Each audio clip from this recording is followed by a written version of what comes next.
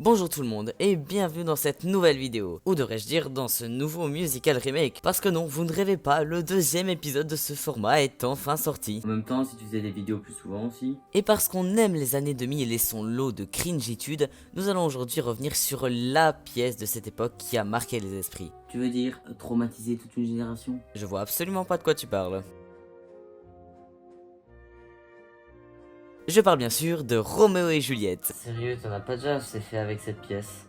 Tu voudrais pas, genre, arrêter le massacre? Alors déjà, tu dis pas de mal de cette pièce, il y a que moi qui en ai le droit. Et ensuite, oui, on va revenir dessus, mais je rappelle qu'on est dans un musical remake. C'est donc pas sur la version originale dont on a déjà parlé qu'on va se pencher principalement, mais bien sur une autre version de la pièce jouée dans une langue différente, dans un pays différent et à une époque différente. Est-ce que je viens de trouver un moyen de subtilement rappeler le concept de cette émission? Tout à fait. Et la version dont on va parler aujourd'hui est, comme pour mon premier musical remake sur Elisabeth, une version japonaise, celle de la Toho, oui, encore eux, jouée en 2019. Soit 19 ans après la première version. Et ouais, mine de rien, 2000 c'est loin.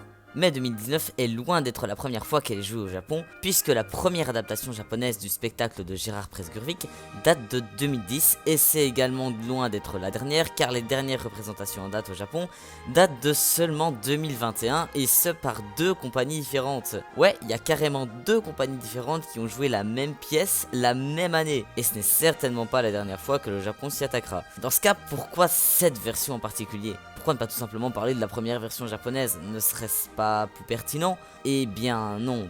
Comme avec Elisabeth, j'ai choisi la version la plus emblématique, qui est à mon sens celle de la Toho de 2019. Ah ouais, c'est vraiment pour cette unique raison. Tout à fait, je ne vois absolument pas ce que tu insinues. Et si pour Elisabeth on s'était penché sur la version White, aujourd'hui c'est à la version Black qu'on va s'attaquer. Si vous n'avez aucune idée de ce que je suis en train de raconter avec ces histoires de version noire et blanche, je vous conseille d'aller voir mon premier musical remake, dans lequel j'introduis le fonctionnement des castings de la plupart des pièces asiatiques et surtout japonaises qui, en gros, s'amusent à pour une même pièce sélectionner plusieurs acteurs pour un seul personnage. Ça concerne généralement surtout les persos principaux, afin de créer des représentations au casting plus variées d'une date à l'autre, mais aussi et surtout pour faire un max de thunes. Ici par exemple, pour Roméo et Juliette en 2019, Roméo, Mercutio, Benvolio, Tybalt et la mort ont été chacun joués par deux acteurs différents, tandis que Juliette a carrément été jouée par trois actrices différentes. Et ce que j'ai appelé version noire tout à l'heure, c'est le nom que la compagnie a décidé de donner à l'un des DVD disponibles sur le marché, dans lequel joue un casting bien précis. Casting qui sera alors différent pour l'autre DVD disponible, qu'ils ont alors appelé version blanche. Ouais, je sais, pas totalement dénué de sens, mais quand même chelou comme principe. Après tout, pourquoi faire simple quand on peut faire compliqué? Quoi qu'il en soit, je parle de ça bien plus en détail dans mon premier musical remake. Alors revenons-en à Roméo et Juliette. Roméo et Juliette Toho version Black est une comédie musicale japonaise d'environ 2h30 adaptée de la célèbre comédie musicale française de Gérard Presgurvic, Roméo et Juliette, de la haine à l'amour. D'ailleurs, je ne l'ai pas forcément précisé en début de vidéo, mais je vous conseille avant de continuer celle-ci de d'abord voir mon musical review sur la version originale, surtout si vous n'avez jamais vu la pièce, car je vais beaucoup revenir sur des points que j'ai évoqués dans ma précédente analyse, et surtout, même si je fais toujours en sorte de ne jamais spoiler allègrement même les histoires aussi connues que celles de Roméo et Juliette, bah je me retrouverai là à peut-être parler aujourd'hui de détails que je n'avais pas évoqués dans ma première vidéo pour ne pas trop en dire. Là, je vais évidemment plus entrer dans la pièce en profondeur. T'es vraiment dégueulasse. Et donc, si vous ne connaissez pas du tout la pièce de base, ça risque d'être compliqué à suivre, mais parce qu'ici on fait les choses bien, même si les deux pièces racontent exactement la même chose, l'histoire de Roméo et Juliette, je vais quand même faire un mini résumé. Nous atterrissons en plein milieu d'une bataille opposant le clan des Capulets et celui des Montaigu, deux familles de Vérone qui se vouent une haine sans borgne. Eh, ça faisait presque une rime. L'histoire nous fera suivre d'une part le fils Montaigu, Roméo, et d'autre part la fille Capulet, Juliette. Et comme dans toutes les histoires dont les deux protagonistes sont de genre opposé, et aussi parce qu'on le sent venir à des kilomètres, les deux enfants vont finir par tomber amoureux. Oh là là, deux personnes de clan ennemi qui tombent amoureuses l'une de l'autre. Mais que va-t-il se passer? Bah, bien évidemment, beaucoup de problèmes, parce que sinon c'est pas drôle, et que tout le monde le sait, Shakespeare était le plus grand rigolo de son époque. Quoi qu'il en soit, nos deux héros vont alors devoir trouver un moyen d'arriver à vivre leur amour malgré l'opposition de leurs deux familles. Ouais, c'est l'histoire de Roméo et Juliette quoi. Bah quoi, y a peut-être des gens qui connaissent pas. Arrête de faire genre. Tout le monde connaît Roméo et Juliette.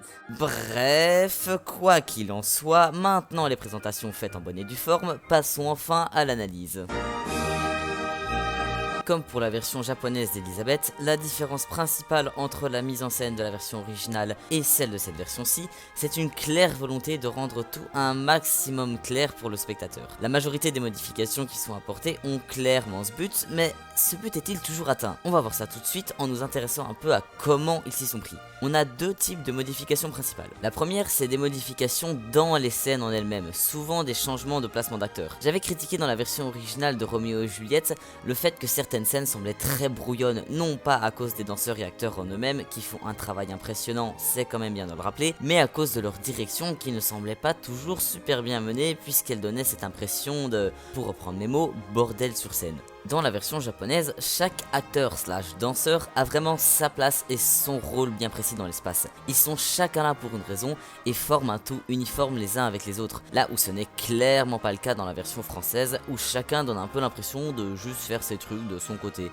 On a ça lors de la bataille qui oppose les deux clans au début de l'acte 1, mais aussi, pour citer un autre exemple, lors du passage du comte Paris chez les Capulets. Là, pareil, on voit bien qu'aucun des danseurs n'est là par hasard. Ils servent vraiment les propos des chanteurs en calant leurs pas au rythme de leurs paroles. Ça rend les scènes plus lisibles, mais ça aide aussi à les rendre esthétiquement plus belles et à les dynamiser. En ce sens, je pense notamment à Un jour, la chanson qui introduit Roméo et Juliette. Dans la version française, on a Roméo qui se balade dans la rue, tandis que Juliette, chantant avec lui en parallèle, est confortablement assise chez elle dans son lit et ils garderont leur place durant toute la chanson. Dans la version japonaise, on a Roméo et Juliette à leur place respective, mais en se plaçant exactement l'un en dessous de l'autre au moment du refrain. Après quoi, ils vont petit à petit, tout naturellement, se déplacer chacun de leur côté sans à aucun moment se croiser pour qu'au refrain suivant, ils soient chacun à l'exacte place où était l'autre une minute auparavant. Ce passage a pour but de nous présenter les personnages principaux, mais aussi et surtout à mettre en avant le fait que tout les oppose, là où la chanson nous fait comprendre que, en dépit de ça, ils rêvent en fait d'exactement la même chose. Et les deux mises en scène sont là pour l'illustrer, mais chacune à leur manière. La version française en gardant Juliette enfermée dans sa chambre tandis que Roméo se balade tranquillou dans les rues de Vérone, et la version japonaise en nous mettant l'un en haut quand l'autre est en bas, et inversement. Est-ce que l'une est vraiment meilleure que l'autre? Je crois que pour le coup, c'est surtout une question de goût et de couleur. Toujours est-il que, encore une fois, on a cette volonté d'ajouter un certain dynamisme par la mise en scène et de nous transmettre les émotions des personnages par les mouvements. Ce qui donne, il faut le dire, un résultat vachement poignant. Là où la version française pourrait nous sembler un peu mielleuse. Mais bon, pour le coup, la mise en scène de la version japonaise est plus faite pour nous en mettre plein la vue que pour rendre la situation plus claire à proprement parler. Alors, cessons de digresser, et passons maintenant au deuxième type de modification utilisée pour nous apporter cette fameuse clarté. C'était quelque chose de déjà très récurrent dans la version japonaise d'Elisabeth, je veux parler de l'introduction des scènes, ou plutôt l'introduction des scènes par la danse, ou, et surtout, par le dialogue et non par la chanson comme c'est le cas dans la version originale. Plutôt que d'avoir toutes les chansons qui s'enchaînent les unes après les autres ou à peu de choses près, elles sont chacune introduites par des petits dialogues entre les personnages. Dialogues qui, précisons-le, font plus que 3 malheureuses phrases qui donnent l'impression de n'avoir rien à faire là. Ici, on a de véritables interactions entre les personnages, ce qui permet de mieux faire comprendre aux spectateurs leurs relations et leur caractère, des points sur lesquels les chansons ne mettent pas forcément l'accent, ce qui fait donc qu'on s'attache plus facilement à eux. Bien sûr, on a également des discussions parlées dans la version originale, mais souvent, soit c'est, comme je le disais, des trucs de 3 phrases à tout casser, soit les dialogues sont totalement absurdes. Dans la version japonaise, ils prennent le temps de réellement faire interagir les personnages entre eux, de leur faire de vraies conversations crédibles et surtout naturelles. Pour vous donner quelques exemples, je vais prendre la première interaction qu'ont Benvolio et Roméo. Passage après la première chanson de Roméo, lors duquel Benvolio arrive chez lui envoyé par sa mère qui le cherchait, Roméo n'ayant pas été présent lors de la première scène. Dans la version française, en gros, il arrive chez lui en l'appelant pour lui dire « J'ai un message de Madame Montaigu, ta mère te cherche ». Voilà, c'est ça le message. Et ça se limite à ça ou à peu de choses près. Tandis que dans la version japonaise, ils en profitent pour faire un peu papoter les personnages, nous montrer la complicité qu'ils ont. Pareil pour la petite discussion qui a été ajoutée entre Tybalt et Madame Capulet avant la haine. Pareil pour la conversation entre le père de Juliette et les comtes Paris avant qu'ils ne commencent à chanter. Pareil pour... Ouais, c'est bon, on a compris. Tous ces petits ajouts partent clairement d'une bonne intention, mais quand on y pense, sont-ils vraiment nécessaires? Est-ce que les chansons et les autres interactions présentes dans la pièce ne nous font pas suffisamment comprendre la relation entre Roméo et Benvolio?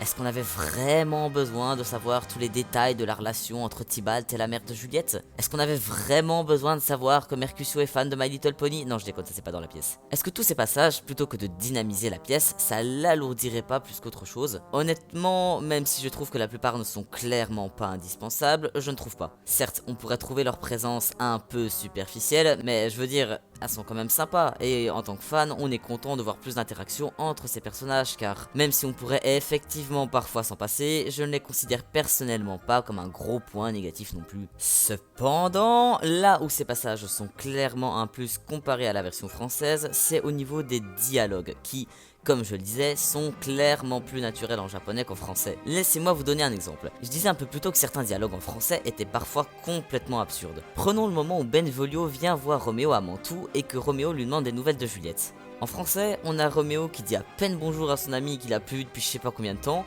lui demande comment va Juliette, et sans même laisser le temps à Benvolio d'en placer une, l'agresse presque en insistant d'un ton plaintif. Comment va Juliette? Ah Benvolio, dis-moi Benvolio, mais dis-moi. Tout ça entrecoupé de petits Roméo, et au plus Roméo parle fort, au plus son pote s'y met, et ça donne un truc du genre dis-moi Benvolio, Roméo, dis-moi Roméo. Enfin, c'est absolument ridicule. Et c'était un passage qui se voulait super sérieux à la base. En japonais, autant vous dire que ça n'a rien à voir. Dans un premier temps, Roméo est juste super content de voir son ami, et c'est après les grandes retrouvailles que Roméo lui demande des nouvelles de Juliette, précisons-le, de manière moins extrême et beaucoup plus normale en fait que dans la VF. Pour le coup, on peut remercier nos amis japonais d'avoir corrigé ce massacre. Après, on a en français certains dialogues, ou monologues d'ailleurs, qui sont écrits de manière assez poétique avec beaucoup de figures de style, chose qu'on perd totalement dans la version japonaise qui utilise un langage toujours très familier, très parler. Je pense notamment au discours du prince que je trouve particulièrement joliment écrit en français, là où on a moins de belles phrases dans la version japonaise. Mais bref, je m'égare totalement du point mise en scène là. Tout ça pour dire que, de manière générale, la mise en scène dans la version japonaise donne une impression beaucoup plus naturelle à ce qu'il se passe dans la pièce. Et du coup, ça rend aussi certains passages beaucoup plus crédibles. Et ça se ressent pas que dans les dialogues, dans les chansons, dont on parlera plus tard, mais aussi dans des petits changements dans la mise en scène en elle-même. Par exemple, lors du bal des Capulets, qui est le passage de la rencontre entre Roméo et Juliette, plutôt que d'avoir nos deux personnages qui se chantent leur amour sans aucun préliminaire, ni même la moindre toute petite interaction auparavant, on a d'abord Juliette qui se sert de Roméo, entre guillemets, comme d'une couverture pour se protéger du comte Paris qui veut la pécho. On a du coup là une première interaction entre les deux personnages qui est, qui plus est, parfaitement justifiée. D'ailleurs, juste après, on a Tybalt, pas très content qu'il était aussi proche de sa cousine, qui va chercher la merde chez Roméo et le pauvre Roméo qui comprend pas pourquoi il se fait agresser. Je trouve ça assez marrant. Et quoi qu'il en soit, c'est suite à ça que Roméo et Juliette en viennent à vraiment se regarder l'un l'autre. Et là, bam, coup de foudre. Ce sont des détails, des petites interactions en plus, mais ça fait la différence et c'est vraiment une valeur ajoutée à la pièce. Comme quoi, quand c'est bien fait, ils n'en font pas énormément pour apporter beaucoup. On a aussi ça dans les chorés. Par exemple, prenons celle de la chanson On dit dans la rue au début de l'acte 2. C'est un passage lors duquel le groupe des Montaigu s'insurge un peu contre Roméo après son mariage avec Juliette. La choré de la version française est principalement tournée vers Roméo, le coupable de la chanson, ce qui est plutôt logique, mais ce qui est moins logique, c'est la fin du passage qui change complètement de bord. On a les personnages qui se mettent d'un coup à danser dans leur coin avec les autres danseurs, alors qu'ils continuent à dire à Roméo « t'avais pas le droit », ce qu'ils faisaient depuis le début de la chanson en le pointant du doigt. D'un coup, la fin de la choré fait un peu bizarre. Dans la version japonaise, ils restent tous toujours focus sur Roméo, encore une fois, tout en étant parfaitement synchro les uns avec les autres, pour un résultat du coup beaucoup plus marquant. Enfin, si pour cette chanson on a un résultat plus marquant, ce n'est parfois malheureusement pas toujours le cas. Prenons la chorégraphie de la chanson du duel entre Mercutio et Tybalt. Chanson où les chœurs chantent au refrain « Vivre, on veut tous vivre, sans se haïr, sans en mourir, etc. etc. » Enfin, tout ça pour dire que c'est une chanson relativement forte. Dans la VO, on est dans des gestes très dramatiques,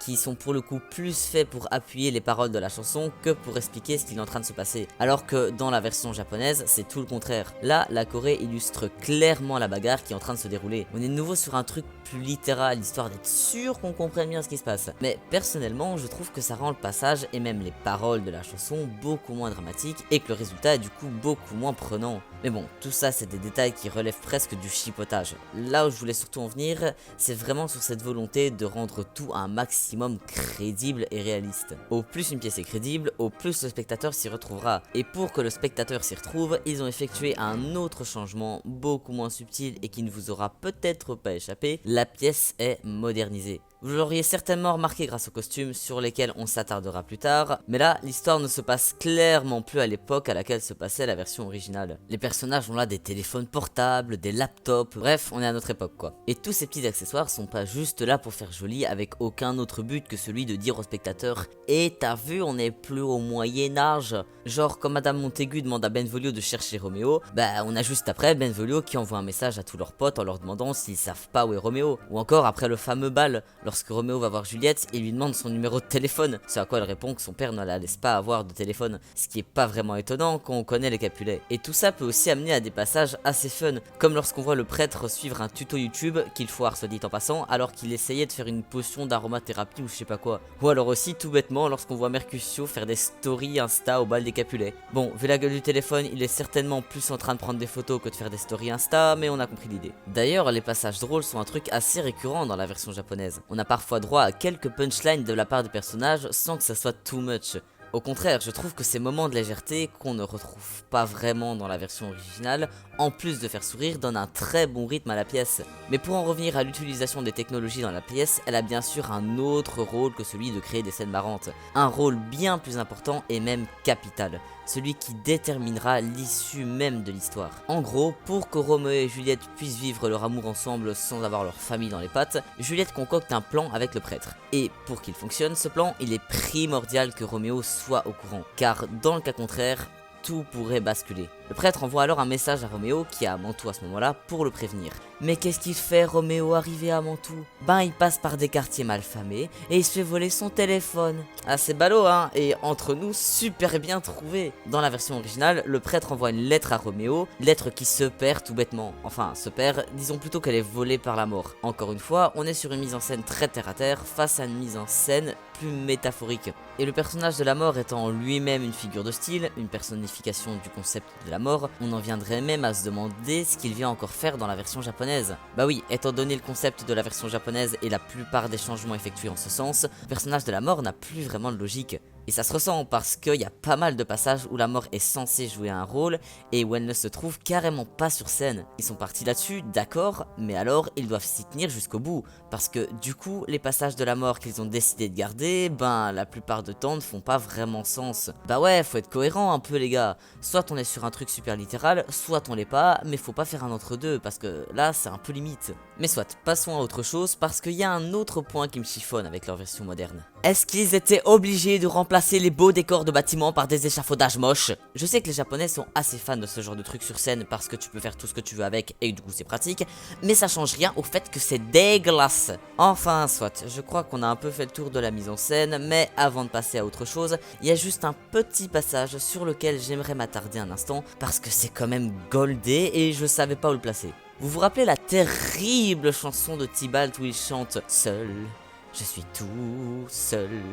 C'est pas ma faute. Enfin bref. Eh bien, les Japonais ont réussi à rendre ce passage encore plus terrible qu'il ne l'était déjà en donnant un putain de couteau à Tybalt. Non mais regardez-le quoi, JPP. T'es né avec ce couteau collé à la main ou quoi? C'était déjà super cringe en français, mais là on atteint vraiment des sommets quoi.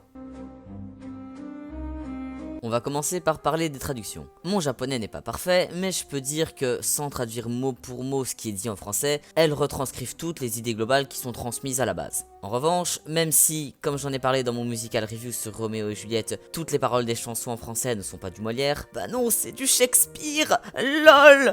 On avait quand même des paroles relativement jolies et poétiques, ce qu'on perd un peu dans la version japonaise. Je dis pas ça dans le sens où les chansons sont moches, mais plutôt dans le sens où, comme dans la mise en scène, l'intention, plus que de faire de jolies phrases, est de principalement raconter ce qu'il se passe de manière très et parfois trop littérale, à tel point qu'on a l'impression qu'ils se sont focalisés sur le fond en dépit de la forme. Je prendrai pour illustrer cela l'exemple le plus flagrant, celui de la première chanson de la pièce, Vérone, où plutôt que de nous faire comprendre la situation actuelle en présentant la ville de Vérone de manière générale, le prince nous présente directement et mot pour mot le clan des Capulets et celui des Montaigu. Après ce n'est pas tout le temps le cas, mais c'est comme ça dans vraiment la majorité des chansons qui décrivent plus ce qu'il se passe plutôt que de faire de beaux textes à proprement parler. Et en parlant de beaux textes, on en a qui sont d'ailleurs vraiment pas ouf, hein. Genre la chanson Aimer. En japonais ça donne Aime kimi dake o Eme aishiteiru. Ok, c'est sympa, ils ont voulu garder le aimer en français,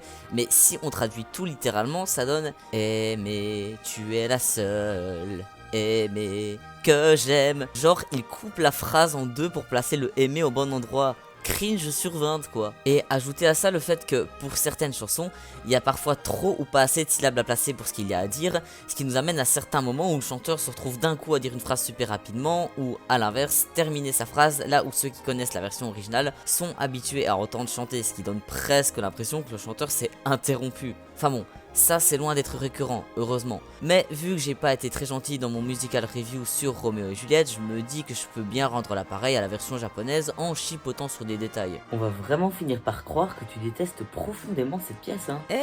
J'adore cette pièce. Et puis, pour être de totale bonne foi, on pourrait éventuellement justifier cette absence de poésie dans les textes, aussi bien dans ceux des chansons que dans ceux des dialogues dont j'ai parlé plus tôt, par le fait que ça se passe à l'heure d'aujourd'hui, et qu'ils aient alors voulu rendre le langage plus actuel. Ouais bon, après ils ont pas rendu les paroles des chansons plus littérales de manière totalement dénuée de sens non plus. Plus que de les présenter, ces chansons, ils ont voulu créer de réelles discussions entre les personnages, pour des chansons qui n'étaient entre guillemets à la base pas interactives. Genre pour la haine que mesdames Montaigu et Capulet chantent là chacune au chef de leur clan respectif. Ou alors il y a aussi le fait de faire chanter certains personnages qui n'intervenaient pas à la base. Par exemple, et je vais revenir sur Vérone, en faisant chanter chacun leur tour les leaders Capulet et Montaigu au moment où le prince les présente. Ou alors quand Roméo discute avec le prêtre et la nourrice en chantant pour la chanson du haut du désespoir. Certes, on est du coup sur des paroles moins jolies, mais ça reste cohérent avec ce qu'ils essayent d'apporter. Et parfois, ça rend même carrément certaines scènes plus logiques. Par exemple, et attention, là je vais être obligé de spoil, lors de la chanson du bannissement de Roméo après qu'il ait tué Tybalt pour protéger Mercutio lors du duel opposant les deux personnages, c'est Benvolio qui chante, là où c'est normalement Roméo qui chante dans la version française. Roméo qui est là beaucoup trop sous le choc de ce qui vient de se passer pour pouvoir dire quoi que ce soit. Mais ce ne sont pas les seules différences notables avec les chansons. Comme avec la version japonaise d'Elisabeth, la pièce nous offre carrément de nouvelles chansons. Ici, Tybalt a une chanson d'introduction lors de laquelle il chante Tybalt, je suis Tybalt,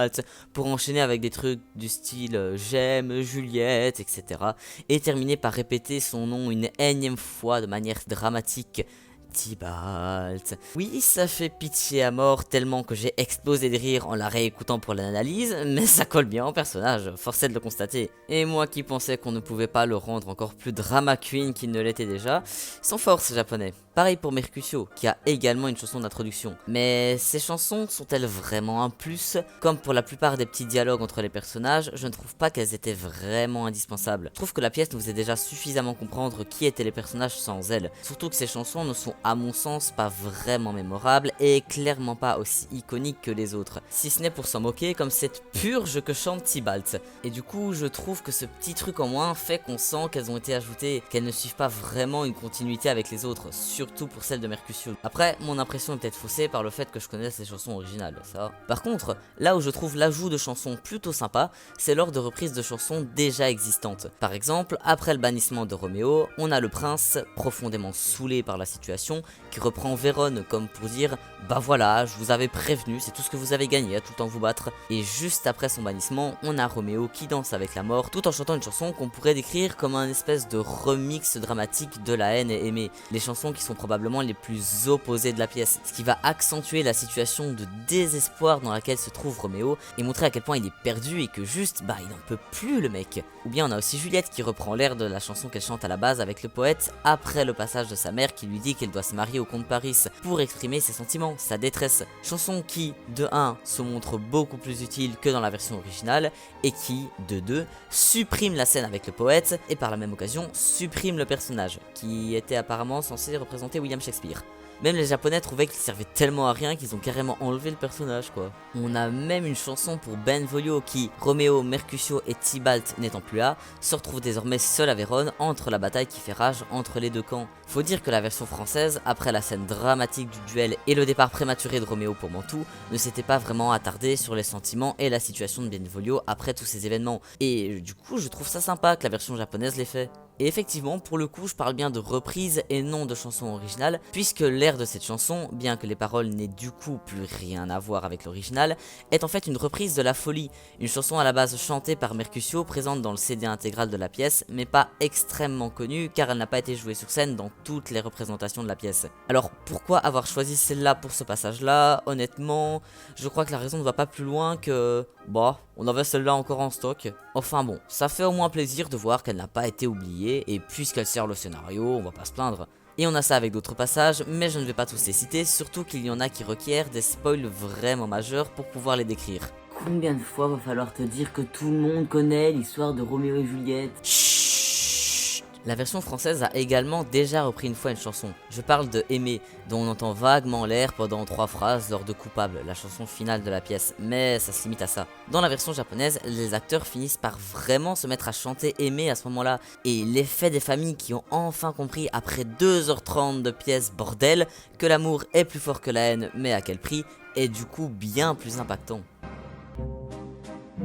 Nous voilà enfin en point costume. Je sais que vous aviez hâte parce que s'il y a bien un truc qui nous saute aux yeux depuis le début de la vidéo, c'est à quel point les costumes sont stylés. Si les costumes de la version française étaient des vêtements inspirés des tenues que les gens portaient au Moyen-Âge, mais de manière modernisée avec l'utilisation du simili-cuir, du latex, etc. Ici, les Japonais ont encore une fois fait exactement le contraire en faisant des tenues modernes inspirées de vêtements d'époque, particulièrement avec les manteaux en jeans des Montaigu n'étant pas sans rappeler des redingotes par exemple. Ouais, les redingotes ça fait pas du tout médiéval, mais au moins l'intention y est. Et puis bon, les Japonais et leur rapport à l'histoire occidentale, on connaît hein. J'aime beaucoup le look de Lady Capulet qui fait très Chanel, ou encore les tenues de la nourrice qui sont d'un mauvais goût absolument parfait. Bon, après on a Tibalt qui va savoir pourquoi ressemble à un chanteur de visual kei, mais qui au moins cette fois a les cheveux attachés. Et oui, c'est terminé tous ces petits mouvements de tête pour dégager ses cheveux de son visage.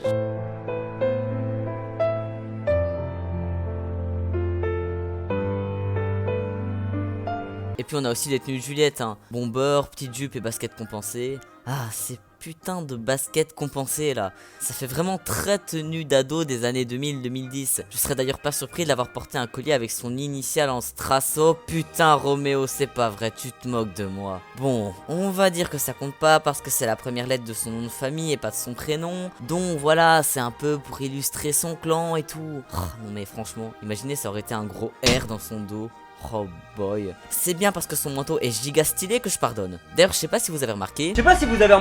Mais plutôt que de faire un bête manteau en jeans, ils se sont servis pour les vêtements des Montaigu d'authentiques pantalons en jeans qu'ils ont upcyclés pour en faire des manteaux. On voit très bien la fourche du pantalon dans le dos de Roméo par exemple. Je trouve ça beaucoup trop cool perso. Ce que j'aime aussi avec les vêtements des membres du clan Montaigu, c'est leur look qui a cette espèce de mauvais goût très années 2000, tectonique avec des baskets, des baggy, des combinaisons jupe jeans slim, etc. Et qui va très bien avec le côté plus street du clan. En revanche, je suis un peu moins fan du look du prince de Vérone. Je veux dire, c'est quand même lui qui est censé être le plus riche de la ville et c'est lui qui est le moins bien habillé. Non mais sérieux, ok ça fait peut-être plus autoritaire, mais sa tenue là comparée aux autres, elle est trop moche. Bref. Malgré ces différences de style, les couleurs originales des vêtements, qui, rappelons-le, ont leur importance, ont été conservées. Rouge pour les Capulet, bleu pour les Montaigu, et des couleurs neutres pour les personnages n'appartenant à aucun des deux camps. En même temps, ne pas avoir gardé ces couleurs emblématiques aurait été un véritable sacrilège. Ce que j'aime particulièrement, c'est que cette uniformité dans les couleurs est plus subtile, plus naturelle que dans la version originale.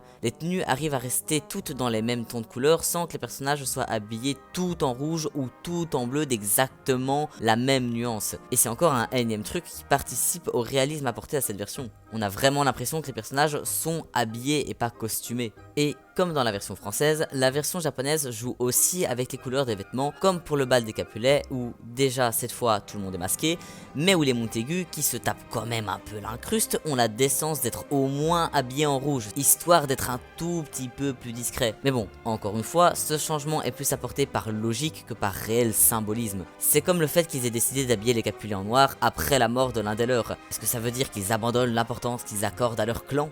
Que la perte soudaine d'un être si cher leur ont finalement fait comprendre que cette stupide guerre est inutile? Non, ce sont toujours des connards, ils sont juste habillés en noir parce qu'ils sont en deuil.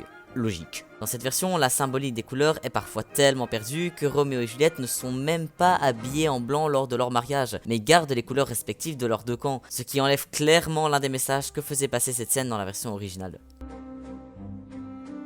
Alors j'ai parlé dans le point mise en scène des dialogues entre les personnages qui étaient beaucoup plus réalistes, beaucoup plus crédibles, mais on va pas se mentir, s'ils le sont, c'est aussi et surtout grâce à l'incroyable jeu des acteurs. En même temps, comparé au terrible surjeu de la version originale, n'importe quoi aurait l'air bien joué. C'est vrai que de passer de l'un à l'autre, c'est un sacré contraste, surtout en ce qui concerne Roméo et Juliette, où dans la version française, il y en avait vraiment pas un pour rattraper l'autre. Ici, je me dois de saluer les acteurs à ce niveau-là, et tout particulièrement Roméo, joué par Furukawa Yuta. Comme par hasard. Comme par hasard. Comme par hasard. Non mais regardez-le après qu'il ait poignardé Tybalt, regardez le désespoir, l'anéantissement en lui quand il réalise ce qu'il vient de faire et la gravité de la situation qui est maintenant irrémédiable. On peut très distinctement lire dans son regard: putain, j'ai tué un mec, j'ai vraiment tué un mec.